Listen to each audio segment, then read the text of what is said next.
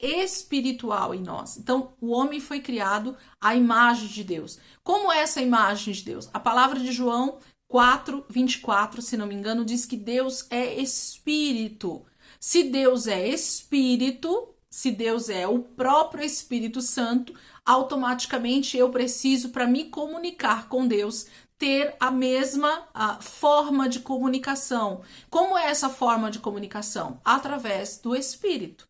Então, se o meu espírito, por causa do pecado de Adão, por causa do primeiro homem, ele foi morto, né? Então, todos nós nascemos com a falta do espírito vivo dentro de nós. Então, o homem nasce corpo e alma. Então, pela falta desse espírito, nós perdemos essa comunhão com Deus.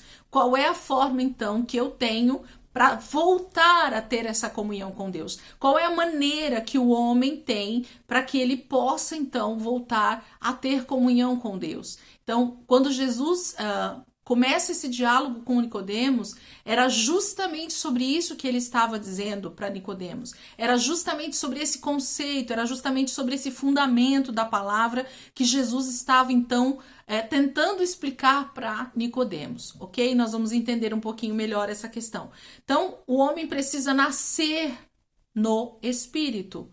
Então, o homem, ele é carne, corpo e alma, né? Isso nós já nascemos naturalmente com essas duas partes, porém o nosso espírito está morto. E é esse espírito que precisa voltar a ter vida para que então eu tenha essa comunhão com Deus. E por isso a palavra chama isso de novo nascimento. E aí, lá no versículo 6 que nós acabamos de ler, lá de João 3, da conversa de Jesus com Nicodemos, vocês percebem que Jesus diz assim: o que nasce da carne é carne, mas o que nasce do espírito é espírito. Então Jesus está mostrando um paralelo entre o reino natural, que é o nosso nascimento, do nosso pai e da nossa mãe, né? Da relação de um homem e de uma mulher, nasce uma nova criança e aí está nascendo uma nova carne, um novo ser, ok? Corpo e alma. Mas Jesus diz que aquele que nasce do Espírito, com letra maiúscula, é Espírito. Então, aquele que nasce de Deus, do Espírito Santo, é que então tem parte com Deus, que é através do seu Espírito. Não sei se eu estou me fazendo compreender, mas eu vou tentar explicar isso de forma mais clara e mais objetiva, de acordo com o que a gente for andando aqui na aula, ok? Então, vamos entender esse conceito de novo nascimento. Eu quero só exemplificar isso para vocês através de duas questões aqui para que a gente entenda isso. Se eu te perguntasse quem foi o primeiro homem que nasceu de Deus, você diria automaticamente para mim, como nós aprendemos na aula 1, que foi Adão, tá? Que foi o Adam, que na verdade Adão vem da palavra no original hebraico Adam, que quer dizer humanidade, tá? Então Adão não é o nome dado ao primeiro homem, mas vem da palavra Adam, que é no hebraico humanidade. Quando Deus faz o homem, né, no sentido de humanidade, então Deus criou o homem, a humanidade, a sua imagem, a sua semelhança. Homem e mulher, todos nós fomos criados à imagem de Deus, ok? Mas se eu dissesse quem foi o primeiro homem gerado por Deus, então nascido de Deus, do próprio Deus, quem Deus gerou, né, quem Deus criou, foi Adão. Então esse foi o primeiro homem gerado por Deus. Por quê? Porque Adão foi criado e foi dado a vida para ele a partir do próprio Deus. Deus veio ali na criação no sexto dia e formou o homem, criou o homem e soprou nas suas narinas, a palavra de Deus diz, e o homem passou a ser um ser vivente, uma alma vivente. Gênesis 2:7 fala isso para nós, ok? Então, a partir daquele sopro de Deus é que o homem passa a ter vida. Então, quem gerou, quem fez o primeiro homem foi Deus. Adão foi o primeiro homem que Deus criou. Não precisou de uma relação sexual entre um homem e uma mulher para que Adão nascesse. Deus, o próprio Deus, através da sua palavra, através da sua boca, deu vida ao primeiro homem. Ok? Entendido até aí? Agora vamos entender. Então, se a partir de Adão por causa do pecado dele e de Eva, nascem então homens novamente sem esse espírito, ok? O espírito do homem havia morrido por causa do pecado. E aí eu falo novamente, você que não assistiu aula 1, aula 2, volta lá e assiste para que você entenda esse conceito, ok? Então, o homem perde a parte divina nele, o DNA de Deus morre através do pecado. O homem passa a ser simplesmente corpo e alma, tá? Então, todos os homens que nasceram a partir de Adão e Eva nasceram exatamente iguais, corpo e alma, sem o seu espírito. Todos, sem exceção. O DNA de Adão e Eva foi corrompido por causa do pecado, então eles só podiam gerar outros filhos, uma descendência segundo a sua natureza. Então, se eu dissesse para você biologicamente, né, se eu pegar o DNA de um homem e de uma mulher e gerar uma criança, aquela criança vai nascer com o DNA exatamente do seu pai e da sua mãe. Não vai nascer com o DNA de uma outra pessoa. Por quê? Porque ele foi gerado daquele casal. Então, quando a gente entende que a questão espiritual também tem a ver com isso, Adão e Eva não podiam gerar pessoas segundo a imagem de Deus como eles tinham sido criados, porque o seu espírito estava morto. Então, um pedaço, para a gente poder entender o DNA, estava corrompido. Essa é a palavra que eu tento achar para que a gente possa entender isso. O DNA de Adão e Eva estava corrompido, quebrado por causa do pecado. E aí, automaticamente, todos os homens que nasceram a partir de então, nasceram também com esse DNA quebrado. Como é que Deus resgata isso, então, para que ele possa dizer para nós que eu posso, então, novamente nascer de Deus? E aí nós vamos entrar dentro da nossa aula com esse entendimento. Quem foi o outro homem, o único homem, depois de Adão, que foi gerado pelo próprio Deus? E aí eu deixo aí, né, 5 segundos, né, para você pensar. Qual foi o outro homem que não precisou de uma intervenção de um homem e de uma mulher, da relação sexual de um homem e de uma mulher, para então nascer também nessa terra? Para nascer completo, para nascer do próprio Deus. Nós temos simplesmente nada mais, nada menos do que o próprio Filho de Deus, Jesus Cristo. Como foi o nascimento de Jesus, né? Eu creio que já veio aí na sua memória toda a história, né, que nós ouvimos tantas e tantas vezes as pessoas nos contarem de diversas maneiras, mas Maria, né, estando lá na sua casa, um anjo aparece para ela e diz que ela é bem-aventurada, diz que ela é bendita, porque ela era uma mulher segundo o coração de Deus, ela já era predestinada a gerar o Salvador do mundo, e o anjo diz para ela que ela ia ser a portadora do próprio Deus, do Filho de Deus, né? O Filho de Deus seria gerado através dela. E ela diz assim, mas como isso se eu não tenho marido? Como isso se eu nunca tive relação com homem nenhum? Como pode nascer uma criança de mim se eu não tive relação sexual com homem, para que dessa relação pudesse então vir uma criança, né? E aí o anjo diz para ela, o que vai nascer de você vai ser gerado pelo Espírito de Deus, ok? E aí, passado alguns dias, passado algum tempo, Maria, sim, está grávida, ela começa então a ter a gestação de Jesus, e Jesus nasce exatamente como o anjo havia dito, cresce, e aí tem todo o desenrolar da história de Jesus, e ele morre na cruz por mim e por você, e através desse sacrifício, através dessa atitude de Deus de mandar o seu próprio filho em meu favor e em seu favor, para então pagar a nossa dívida pelo pecado, porque o salário do pecado é a morte. Então o homem precisava morrer para pagar o seu pecado, mas não poderia ser de qualquer maneira, e nós vamos entender isso, ok? Jesus vem e paga esse pecado. E aí, então, entra essa questão de um novo nascimento. A palavra de Deus diz que eu preciso nascer agora de uma nova linhagem, não de uma linhagem de Adão e Eva, não de uma linhagem onde o DNA estava corrompido, mas agora eu preciso nascer de uma linhagem onde o DNA está completo. Por isso que a palavra de Deus diz que eu devo nascer da água e do Espírito.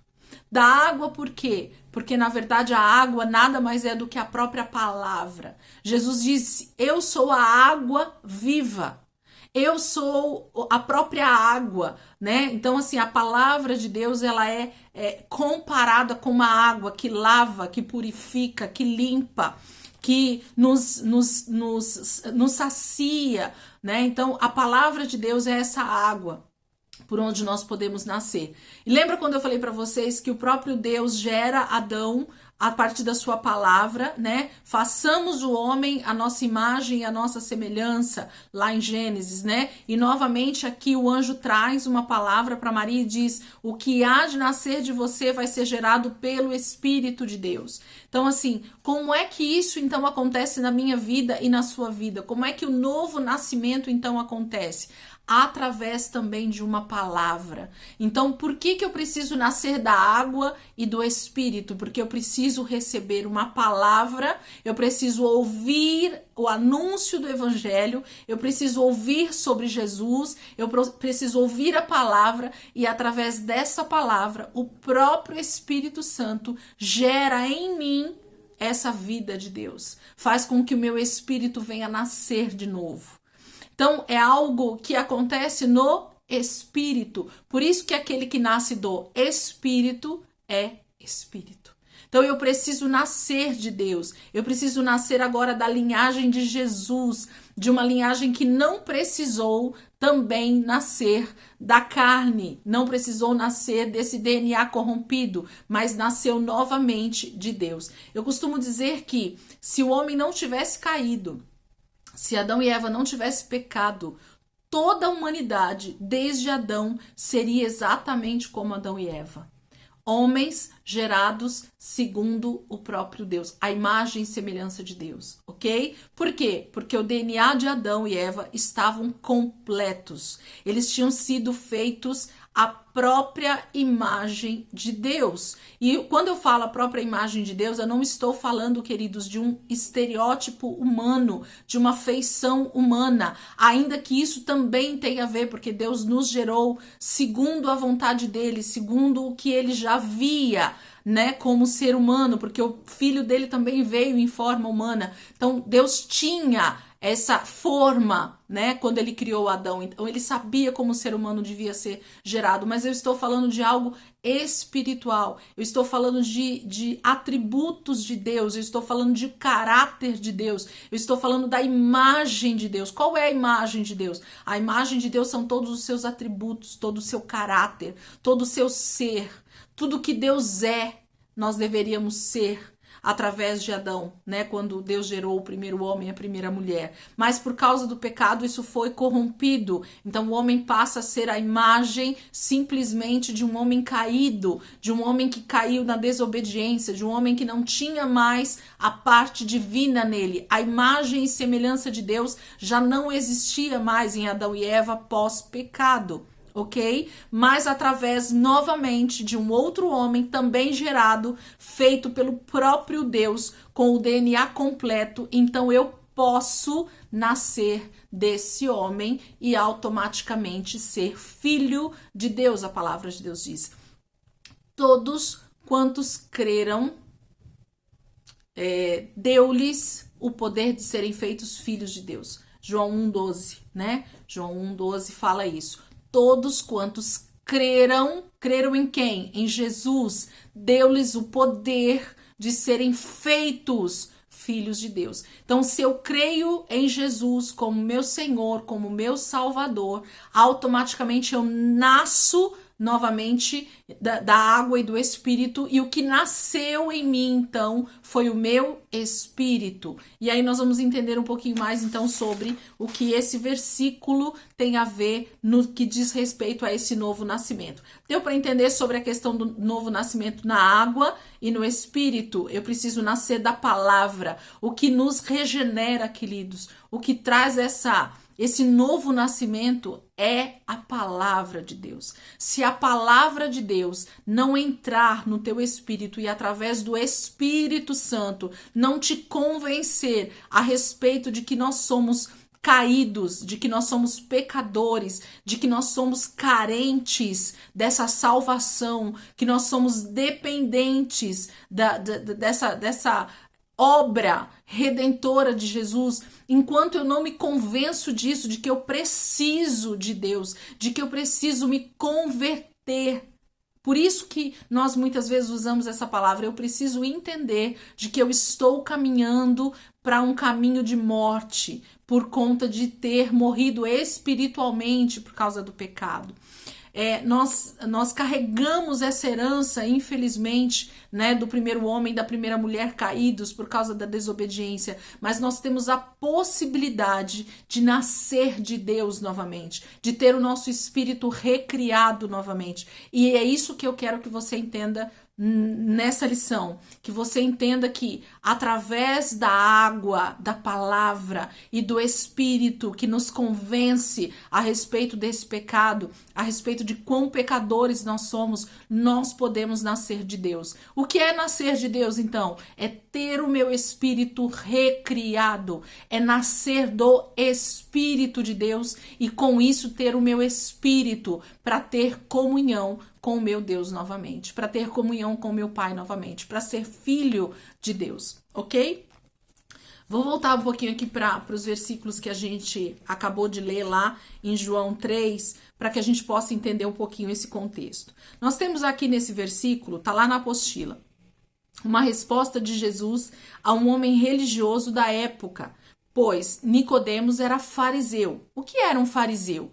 Fariseu era um grupo de judeus devotos da Torá. Então, quando a gente fala sobre fariseu, nós estamos falando de uma religião da época, vamos dizer assim, só para a gente entender, de um grupo de judeus daquela época que estudavam de forma muito incisiva, de forma muito forte, a Torá. O que é a Torá? A Torá é o livro, o Pentateuco, os 5 primeiros livros da Bíblia. Então, eles liam insistentemente os primeiros 5 livros, eles eram estudiosos da palavra, eu acredito que eles também liam os profetas, mas eram estudantes afincos da Torá, que são os mandamentos de Deus, para que eles não errassem. Então, o que os fariseus queriam, o que eles tentavam era cumprir a lei à risca. Eram homens extremamente devotos à palavra de Deus.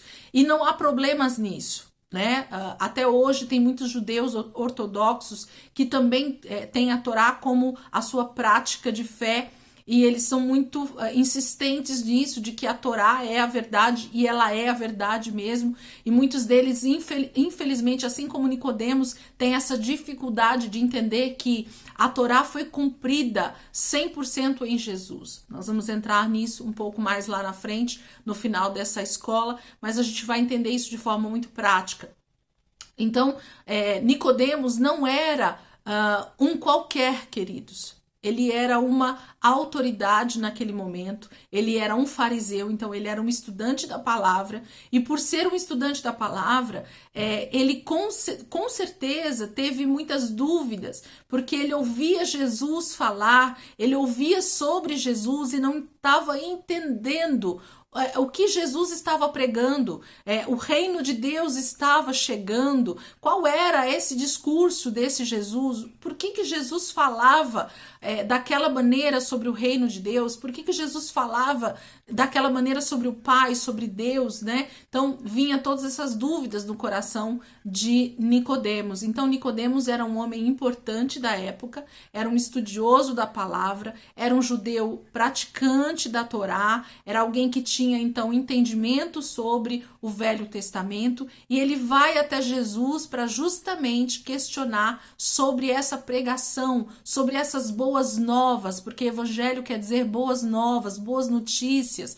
Quais eram essas boas notícias que esse Jesus estava trazendo? E a palavra de Deus diz, esse Nicodemos procura o mestre para esclarecer dúvidas a respeito do que ele estava ouvindo sobre o reino de Deus e sobre a salvação. Então existia um homem que as pessoas estavam dizendo que ele era mestre e que ele ensinava com autoridade. Algumas passagens falam que as pessoas diziam isso, que Jesus pregava com autoridade, e essa autoridade nada mais é do que o próprio Espírito convencendo as pessoas a respeito da palavra de Deus, a respeito de quem era Jesus. É isso que o Espírito Santo faz, ele nos convence de tal maneira que a palavra de Deus ela passa a ter tanta vida dentro de nós que é impossível duvidar daquilo que Deus diz para nós no nosso espírito. É isso que faz com que a gente tenha essa convicção. Vamos entender então melhor essa conversa e como aplicamos em nossas vidas hoje. Então eu queria que você pegasse aí uma folha de papel, qualquer coisa, e você colocasse esse versículo aí para que a gente pudesse então entender isso de forma mais clara. Eu fiz aqui um esboço, eu vou até mostrar para vocês, para que talvez vocês possam fazer aí na casa de vocês. Olha isso.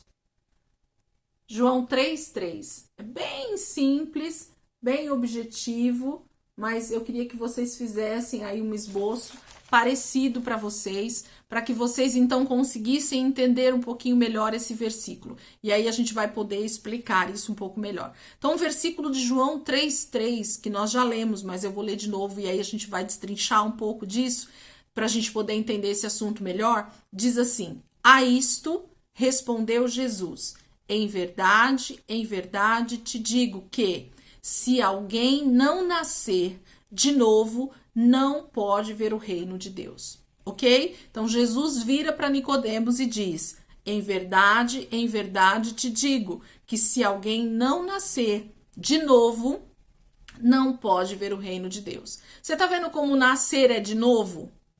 Ok? Porque o primeiro nascimento já aconteceu.